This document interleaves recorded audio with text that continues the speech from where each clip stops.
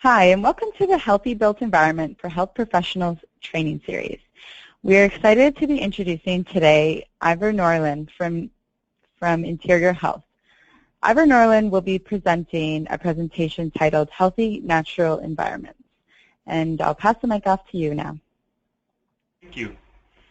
So today I've been asked to speak to healthy natural environments within the context of healthy community environments, and specifically how health professionals can be involved and positively affect that. It's not intended to be a comprehensive how-to list or to tell you exactly how to do your job in terms of engaging with local governments and other stakeholders in affecting healthy community environments, but it is meant to be more of an introduction, a first level or next level sort of look at how this can work and what my particular experiences are. So what I intend to do is walk through what I've seen and I see on a regular basis as a professional in the field, and give you some ideas as to how you might approach it from your side. But I guess the expectation, I think, is more that you walk away from this presentation with some ideas, some perspectives from myself, and then hopefully getting you to that next level where you feel you can start to develop your own opinions on how to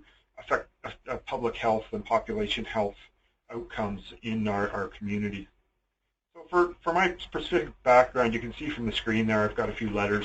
I'm employed as a manager with what's called infrastructure programs in Interior Health. That's a regional health service provider in British Columbia. It's we provide a range of services within population health, which is essentially a public health unit at a local community level. Those include promotion and prevention, but my area of practice as a certified public health inspector has traditionally been within health protection as one of those core principles of public health. I also happen to have a background in environmental science and as a professional biologist, so that does steer me somewhat in what I've done with my career, but also with my perspectives on how things should be done, and probably why I'm the one who's actually speaking to something about natural environments versus food security or something like that. I've worked in the field for about 10 years, and the programs that I oversee here that they call infrastructure programs are geared towards water and drinking water in particular, because that's the structure here in BC, but really it's meant to be about broader environmental management systems, and it includes engagement on consultation for large industrial projects and everything down to community planning and bylaws. So it's where I come from, and it's my perspective.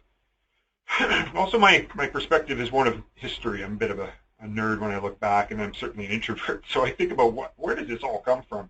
And I think that's important when you're looking at the general role and outcomes and goals within healthy community environments. I'm sure all of us have heard at one time or another, being in the field, that the genesis of public health actually started with community planning. And you can draw it back to the mid-1800s, late 1800s, and the Industrial Revolution. There are great examples from all over the world. I think the classic ones are from London and some of the Charles Dickens classics, but you don't have to go off continent. New York City being a good example of a place that experienced these pressures and growth. And at that time, without the infrastructure of a healthy community, those community basic stuff, we're not talking the walkability and access to services as much as we're talking about sewer and water and appropriate air management and pollution management. They're pretty nasty places. So there was a lot of this original vision of a healthy community and public health as a base. It was coming from those. And when we flash forward to today, and these places have much of the infrastructure in place, it's quite lovely places to visit now, actually. We go out of our way to see them. You can see the remnants of them in terms of their parks. But the Central Park for New York was really meant to be an escape. It was a place to get away from those horrible conditions. So we've seen a lot of improvements over time, and we've actually, in many people's eyes, diverged between planning and public health. But we're really coming back again and converging in terms of what we're trying to accomplish in public health, being aligned and supportive and working with community planning. And every city has a story. I don't think you would go to any urban center in Canada or the United States without seeing some similar history of a want or actually a necessity to develop parks and green spaces as a natural environment, the definition of natural environment, to get away from those unhealthy conditions at some point in their past. Mount Royal being one here in Montreal, has a history of people trying to get away from the bad air quality and poor conditions in the town site with this rapid expansion that they experienced in the 1800s. And today it's this fantastic legacy piece for the city, and one that I think people working within healthy built environments and healthy community environments are recognizing more and more as a place of value. And a lot of it's tangential. A lot of it is about, trying to measure elements of the social and cultural and economic benefits of having these beautiful cities and their parks.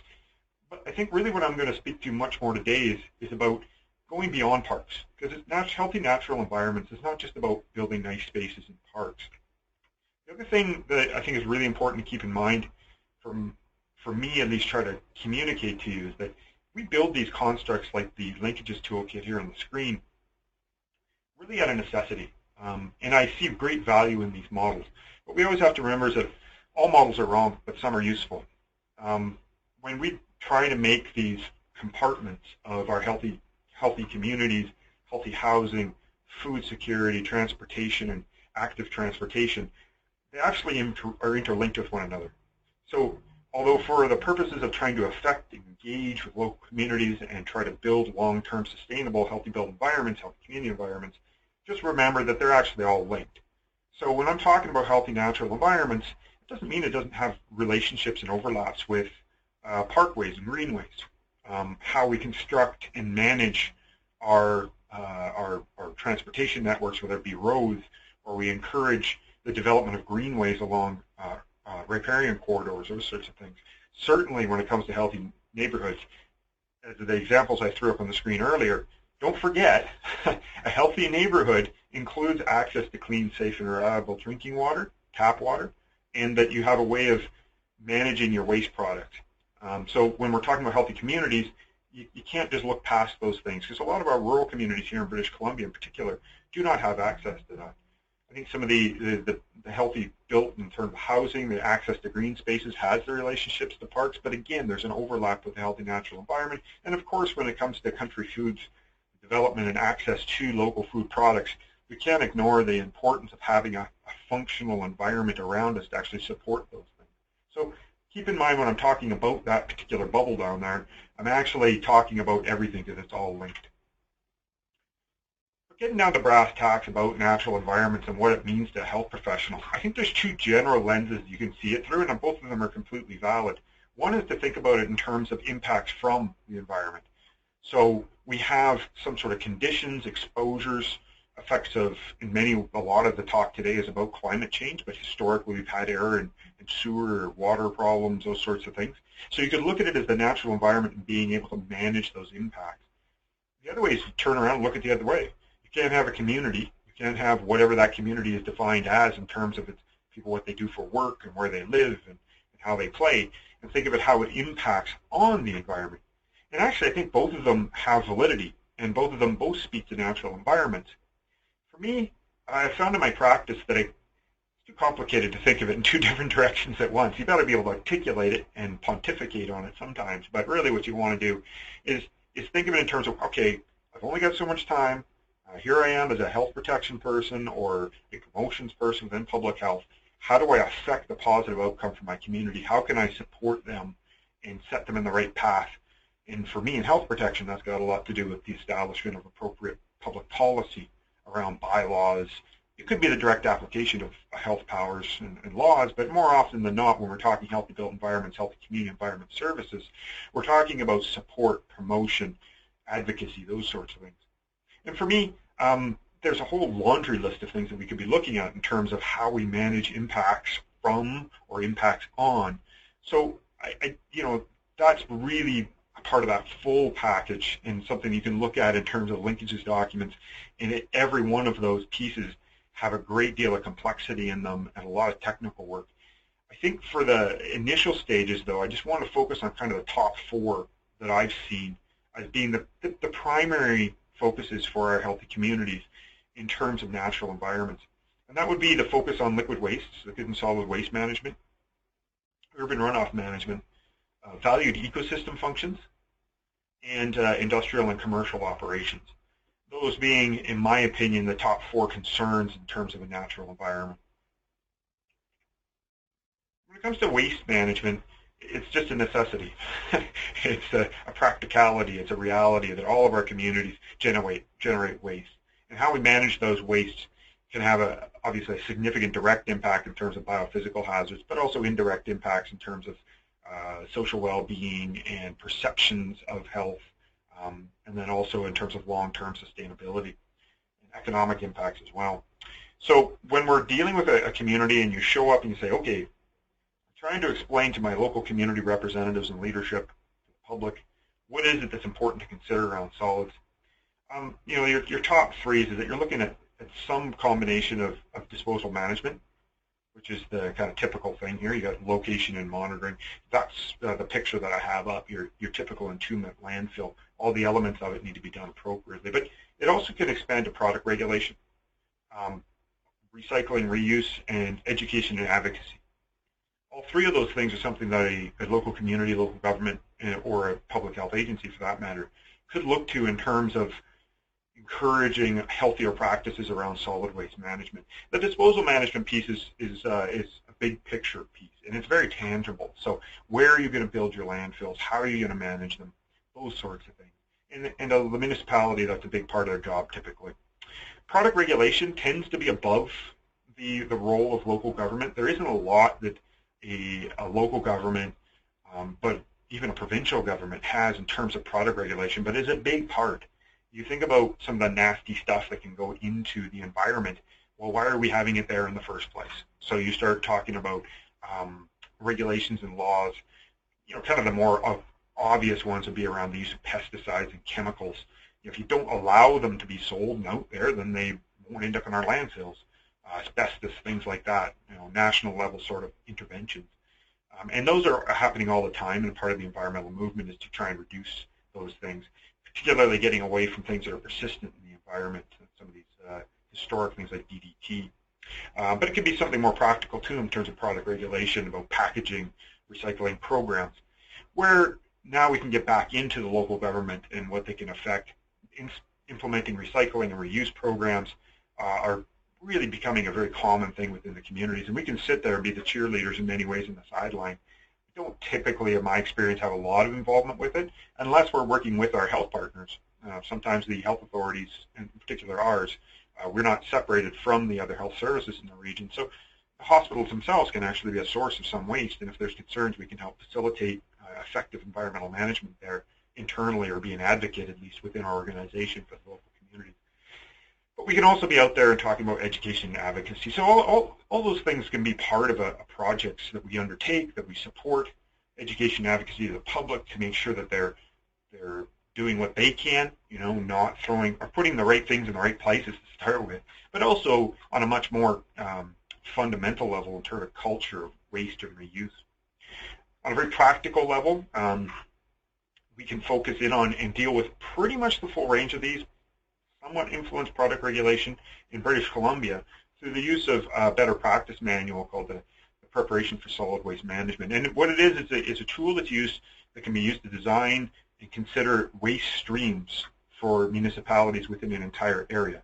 Typically done at a regional district level, but they can give you a holistic sort of view. And what you can do within this is identify what you can expect, where this stuff is going to go, make some high-level decision and guidance, but then also give full count to recycling, reuse, education. So when the municipality may be blinders on because they're really challenged, as most are, to have effective and affordable management of their waste streams, you can then also interject, oh, by the way, this is not just about collecting the garbage and putting it in the landfill. This is about the long-term vision of the community, how we're going to move it around, and what we can do to prevent, perhaps, and extend the life of some of these landfills as they come to the end of it and get filled up.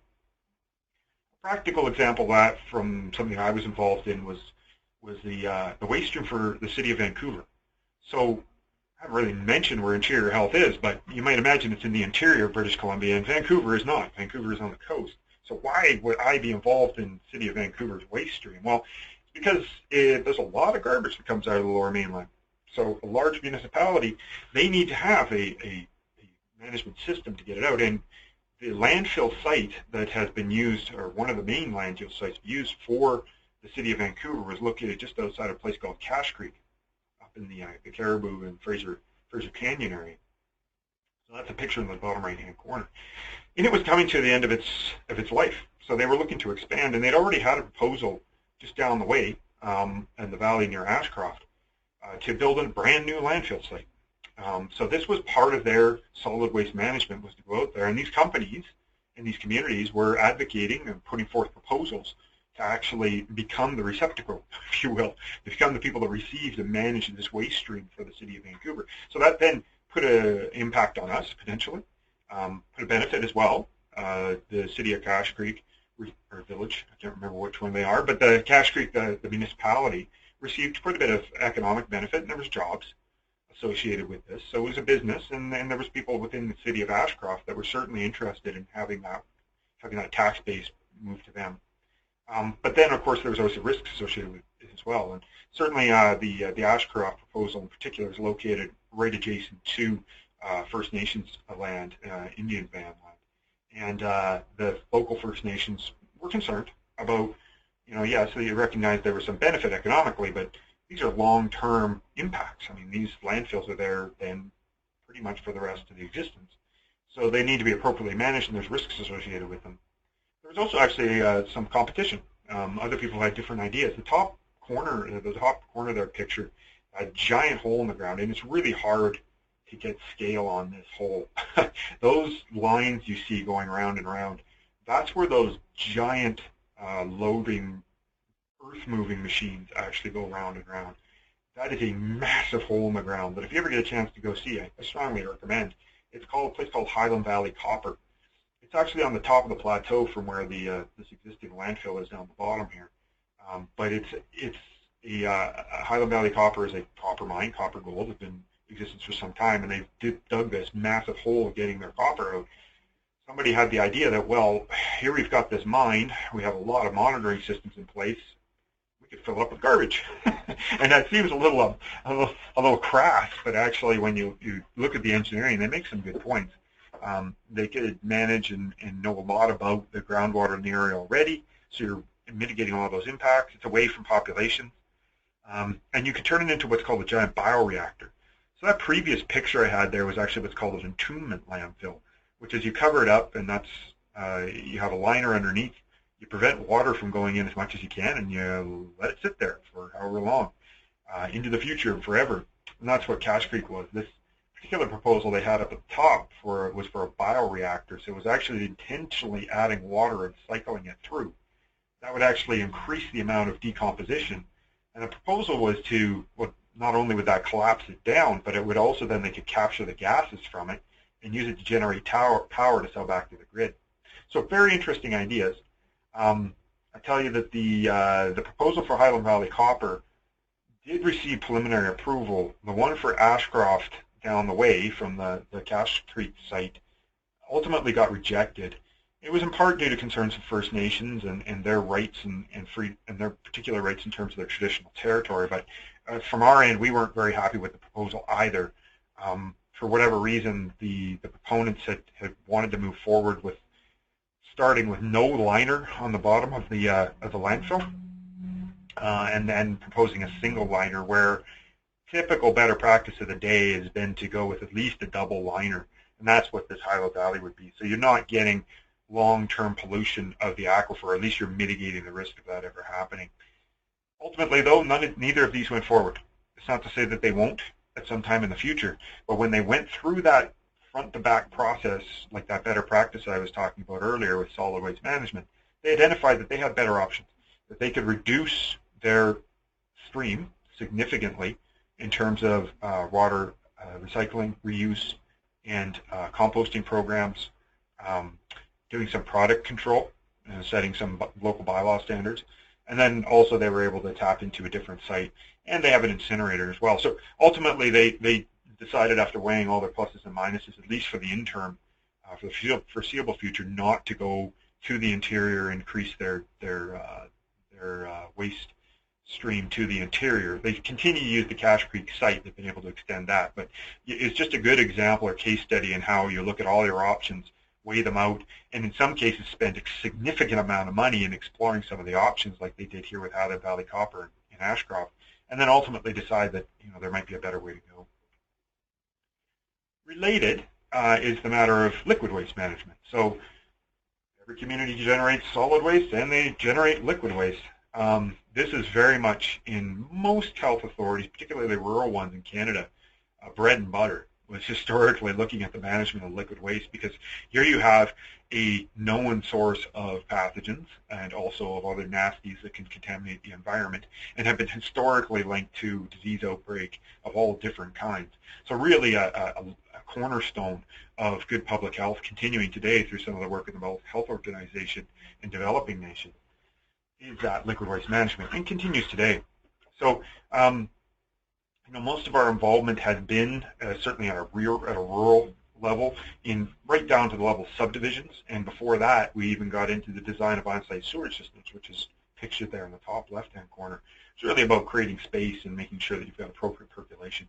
But as you get into the more densified areas, you start looking at the construction of municipal systems. All of this comes with problems associated with it. So really you can start off with that consideration of treatment, the provision of treatment, so you're not just having a bunch of, well, I guess you take that sort of extreme example of the developing nations where they're really just trying to get it so that there isn't fecal matter and lying all over the ground, and get it into underground and into pits. We're obviously beyond that and move to a level of treatment, some level of treatment, and then just direct regulation of that, whether it be through requirements for the type of treatments provided on site, or when it comes to larger systems, that not only they have treatment, but there's some sort of environmental management system around it so that you're sure that it's doing what it should be doing. But you don't want to forget those other things that applied for solid waste management apply for liquid as well. I mean, we have products that can be regulated. The same thing. If you can prevent something nasty from going out to the public, then it's not going to get flushed into the environment down the toilet, right? So there's recycling and reuse. In this case, you're trying to redivert that stream in the solid waste part. When you're talking about liquid waste, there's a lot of interesting ideas and applications for the reuse of water out there, whether it be in a localized area or at a house level, or it be something more of a community level. For example, in the Okanagan Valley, the reuse of wastewater has been in practice for decades. It has been very successful. That's always being applied or considered in other areas where it's not as practical. I mean, if it's raining all the time, it just doesn't work, right? But people are getting more and more into this, looking at LEED standards, gold standards, those sorts of things. So that's something else that can come out through or be an option for a local government to consider. And then, of course, education and advocacy. It can be as basic as just reminding people not to flush their tills down the toilet, but it can be working with local governments and communities around effective long-term planning or operation and maintenance of their septic tanks, a whole suite of things. Again, like there was with the solid waste planning, there is a process in British Columbia that I think has been proven out quite well in terms of how it can work, and that being liquid waste management plans. Again, looking at an entire region, typically at a regional district level, and considering how are we going to lay our communities out, and then in turn, what can we expect to be coming from those communities in terms of liquid waste, and ensure that that is being appropriately managed. And that process allows not only that high-level integrated sort of look at a valley or whatever the organizational unit is, it then allows you to consider all the potential interventions, whether it be, again, not a lot that you can do in terms of product regulation at a local government level. That's more of an advocacy piece to a higher level of government, but certainly in terms of education and advocacy, and being very, very conscious of what happens when you go from the rural to the urban. You don't want to be stuck in the middle. You don't, when you want to do on-site sewerage and say, okay, that's what our community is going to apply as a strategy, you certainly want to stay the rural. So typically that 2.5 acre or 1 hectare size is a kind of a standard. Once you get a whole lot smaller, under 1 acre, for sure, you're going to start to see cumulative impacts, and there has to be some definitive consideration of what that looks like in the long term, or else you're going to start to see impacts on your groundwater, on your lakes, and you're just not going to have a healthy natural environment. One of the pictures down here in the corner is of the underground line Shuswap Lake. It's a one of those retrofitting sort of issues where you had development in areas, perhaps not with a lot of forethought back in the 50s and 40s about what this might look like.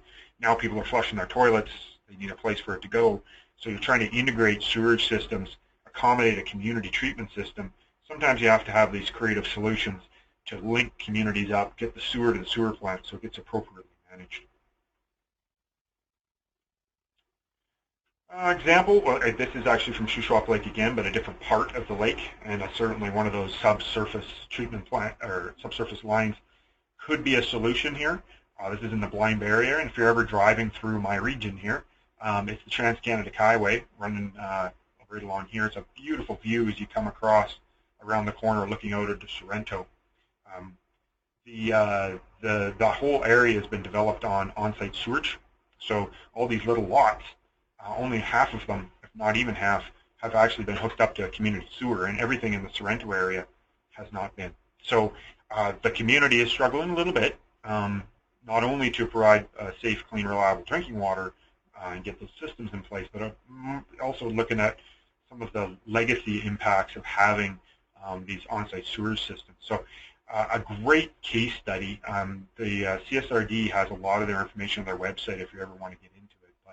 But this has been going on for 2 decades, or not longer now, looking at options, exploring where it could go, and great visioning exercises. One of the nice things about both of these strategic solid and liquid waste management strategies is they link directly back to the OCPs for the community. So it forces people to have a vision for what the community is going to look like. What's your density? Who's going to do what, where, and when? And then link that back with some forethought to, okay, how are we going to manage, in this case, liquid waste from those communities? And really, that's the tenet, if you will, if that's the vision that you can bring to the table and force that discussion for the communities and have that long-term view, as opposed to perhaps historically with health inspectors in particular, getting kind of myopic and dealing with any one of these little sites in terms of whether they have a failing septic system and you need to issue an order. Having that vision to the longer is really probably the best bang for the buck.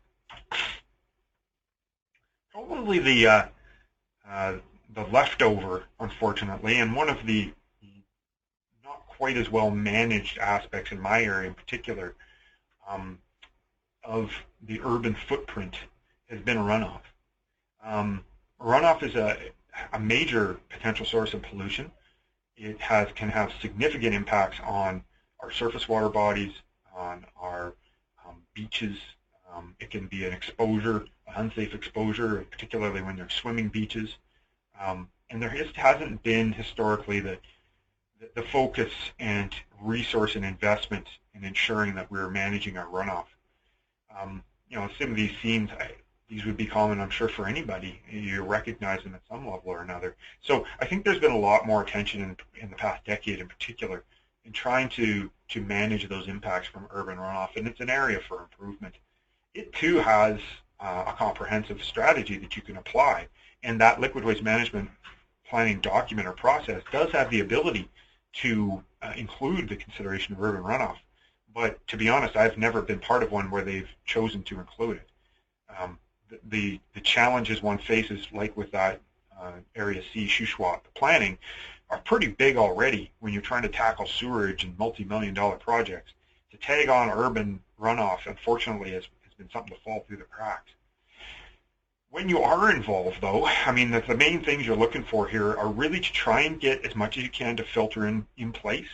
Where you can't get it to filter in place, you're looking to slow it down so that it releases slowly. And then when you're dealing with those really large rainfall events, those 100 and 200 near events, it's about protecting public health, right? It's about ensuring that there isn't catastrophic failure and floods and those sorts of things.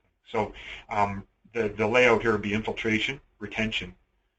One of the things you can do is actually look at recycling and reuse. Now, that can be part of the retention process or the infiltration process. For example, if you're looking to reuse, you say, okay, well, this is running off from an urban environment, but we might be able to use it, recharge an aquifer with appropriate treatment, that sort of thing. Probably more on a practical level and probably promising, if you want to look at it that way, is starting to reduce some of that impervious areas, because it's typically how they're going to look at it is the more impervious areas you have, so hard surfaces, roadways, rooftops, those sorts of things, the more runoff you're going to get because the water can't infiltrate, right? Can't get into the ground. Everybody wants to have a blacktop driveway for some reason, right? So if you could retain it and run it into a capture area, it can either infiltrate into the ground or perhaps you could put it into a pond. There are plenty of examples out there, and there's been a lot of good work by local planners in particular I've found to be encouraging and pushing for just saving a little bit of space on the edge of roadways, not just to run the water away, but to give it a chance to get into the ground, infiltrate, and remove a lot of the risk that comes once it starts building up and flowing through the neighborhood. And then there could be the education advocacy. I mean, you have a basic one here. Everybody's probably seen the fish painted on the roadways. But a lot of the education advocacy, I think, is steered towards the recycle and reuse infiltration. And where you may be educating and advocating with the public, but you may also be doing so with local designer, or sorry, the local planning departments, designers, trying to encourage them to integrate the concepts of that infiltration retention. And there are some good documents out there. Here they give some numbers actually in this figure I have on the picture I have on the screen there, where you're talking about a light shower, something that's coming 75% of the time. You know, you're looking to really contain that to the site. There shouldn't be anything leaving a site. So that's a lens to put things through in terms of planning, bylaws, development when you're commenting on things. You know, as the rain gets heavier, perhaps you can delay it and slow it down so it isn't picking up so much stuff. Maybe get into some wetland structures so you can get natural attenuation and treatment.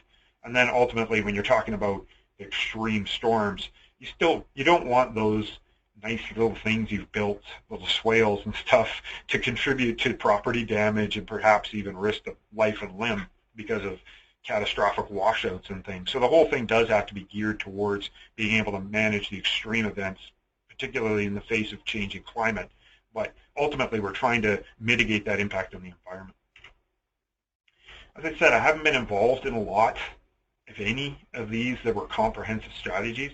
We can come up with small examples of where there's been effort and work put in to sorry, I didn't have an example. Go back for the urban runoff. So I don't actually have an example, but I flashed to my next one in terms of valued ecosystems.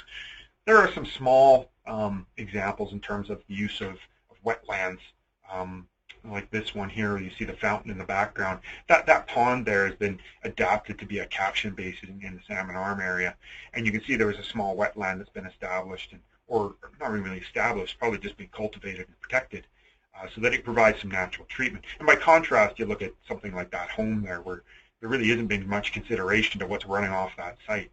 But it's a good segue into the concept of valued ecosystems. And there's an overlap, right? There's an overlap between the ability to manage the runoff, get it into the groundwater, use natural functions, and just the general concept of valued ecosystem. My background is more in water, so I tend to think of it from that angle. The use of urban wetlands, of natural flow paths, the retainment of riparian areas as being tools. Not only would people argue in this area of healthy community environments that those green spaces are providing value to the community in terms of, you know, the social well-being, stress reduction, those sorts of stuff, but very tangibly, I can tell you as a professional biologist, those things can be really, really helpful and useful in mitigating the impact and the footprint that we have on our environment, ensuring that we have sustainable environments around us. You can also think of it not just in terms of water, though. Of course, you can think of it in terms of air impacts, where you have trees and forested areas. We maintain those buffers and parks between major urban transportation corridors and housing units, and we're starting to see more and more epidemiological evidence that suggests that's going to have a direct impact on the health and well-being of people in terms of their respiratory health over the long term. And what we don't want to see is the picture in the middle, where, you know, there really hasn't been much consideration at all given to that particular water body. There's a reason they're building these giant houses around that lake. That's a valued resource for the community. That has direct economic and social impacts back to the community, the fact that they can do this. But what thought has been given here into sustaining and protecting that lake?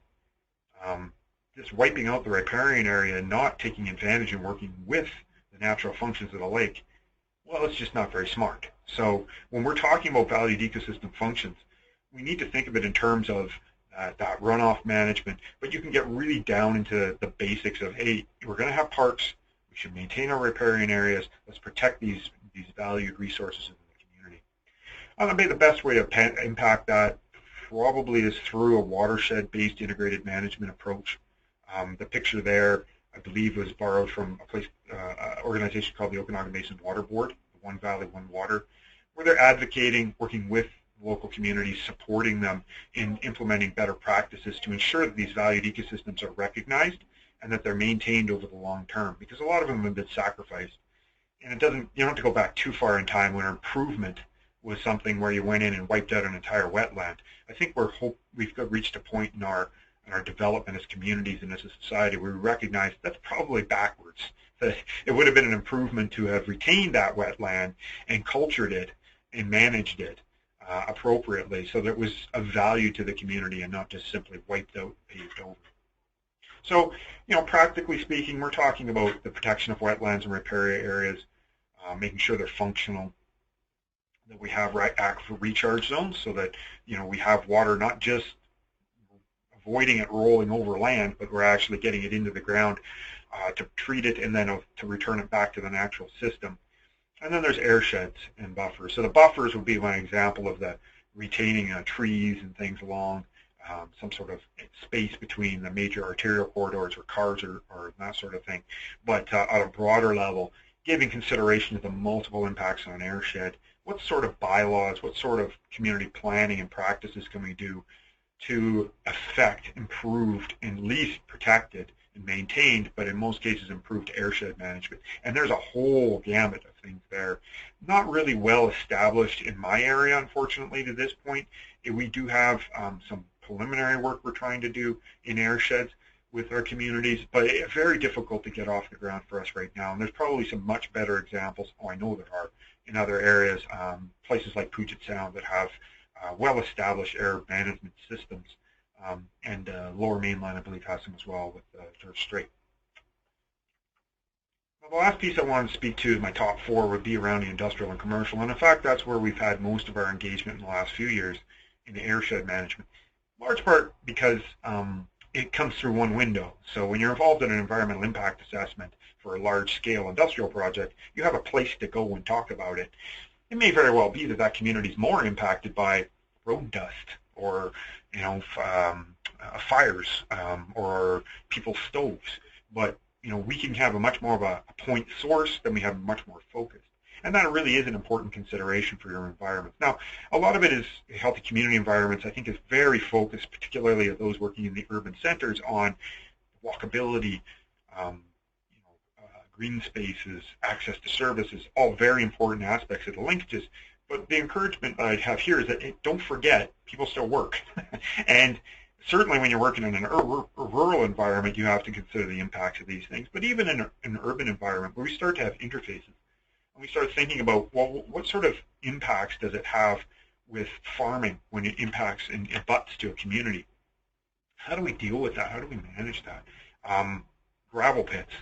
Gravel pits are the bane of people in a lot of our profession because nobody wants a gravel pit, but everybody needs a gravel pit.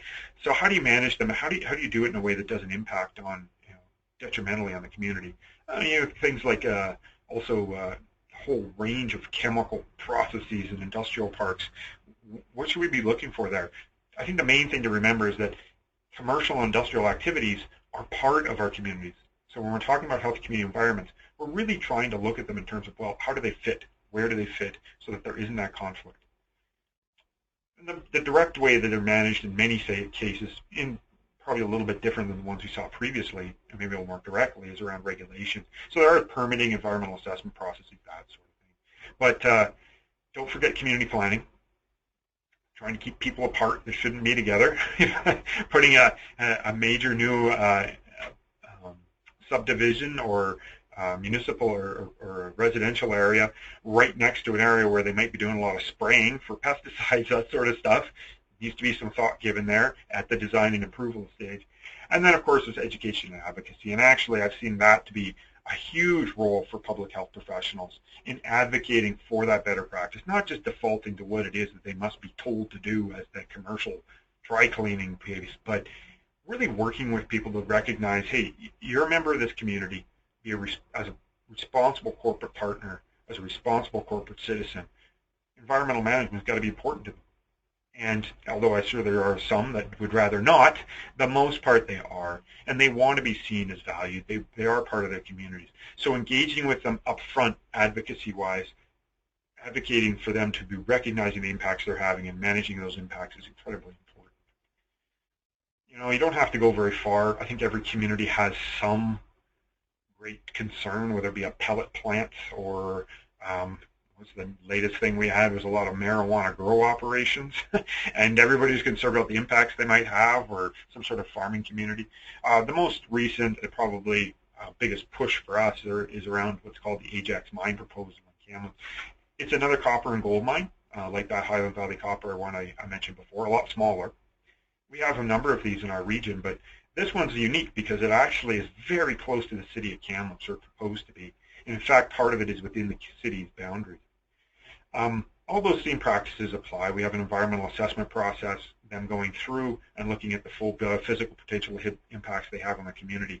As part of this, we're part of that in advocating for better practices and good monitoring systems, effective emergency response systems being in place.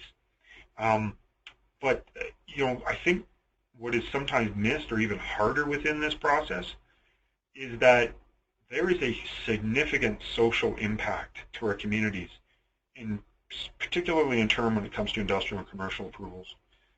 There can be conflict in the agricultural sector as well, and I'm sure pretty much any of this stuff. But when it comes to a major project like the Ajax mine, how that decision is made and the impacts on the well-being and mental state of the community cohesiveness as one of those key determinants of health, it's very, very challenging. And I can say we're struggling with that. I think a lot of societies are struggling with that. How do we make these decisions, not only the right decision, quote unquote, in terms of making sure it isn't hazardous to our communities, how do we make these decisions in a way that minimize it seems to be an invariable upset when people's values are being challenged. So some people really want this, and some people don't. And there can be a lot of misinformation, and having an impartial, respected body like a regional health authority at the table can be a benefit. It can be a lot of work, and it can be potentially damaging if it's not done right. So there's a huge challenge for us as professionals within the Healthy Community, Healthy Built Environment programs to see how we can be a positive force for this and ensure the public is safe, but also ensure that they're included and that they feel comfortable as possible. Because at the end of the day, we can sit there and throw platitudes around about statistical certainties. There's always risk associated with these industrial activities. This picture is from something called Mount Poly Mine. There was a catastrophic failure at this mine a couple of years back, and it created a huge amount of damage environmentally. Luckily, it's one of these very remote ones, and we got away from people getting directly hurt from it. But the social and economic impacts of a disaster like this, these are things that keep you up at night when you're involved in these commercial projects, and we got to be doing the best we can to ensure the public is safe. So that's my share for today. I guess the take-home message for me, and my ask, if anything else, for the people that are taking this and looking to get more involved in healthy built environments, is that when you're approaching natural environments, make it about the community. Regulations, those sorts of things are important, but really we want our communities to be fully empowered. And to me, there's a role for health professionals to support, to facilitate, but more than anything to raise that capacity that they have to apply their local planning tools to have effective and sustainable natural environments in the long term. And just making that however you can make it happen. So make that a focus for you. It's about raising the capacity and ability of our communities to create their own futures. And also to commit to that full scope. I think it's easy to come in and touch on one area, whether it be a focused area within the healthy communities, there's linkages as a model, you look at one area, but also over time. Regional health, public health bodies, they have that strength or that advantage of sustainability. Public health has been around for as long as there have been local governments and Western governments at least, in Canada. And there probably will be for some time in the future. And we can play a role in getting that long-term vision. Political cycles come and go, projects come and go, but being there to hold that responsibility and keep people on task and saying, hey, it's not just about one activity, It's not just about today, tomorrow, and next year. It's about the long term. What's the vision, and how can we be accountable in the long term to ensure that we aren't adversely impacting our natural environment? And I think there is a real value for you being there and playing that role for our community. So I thank you, and I wish you the best.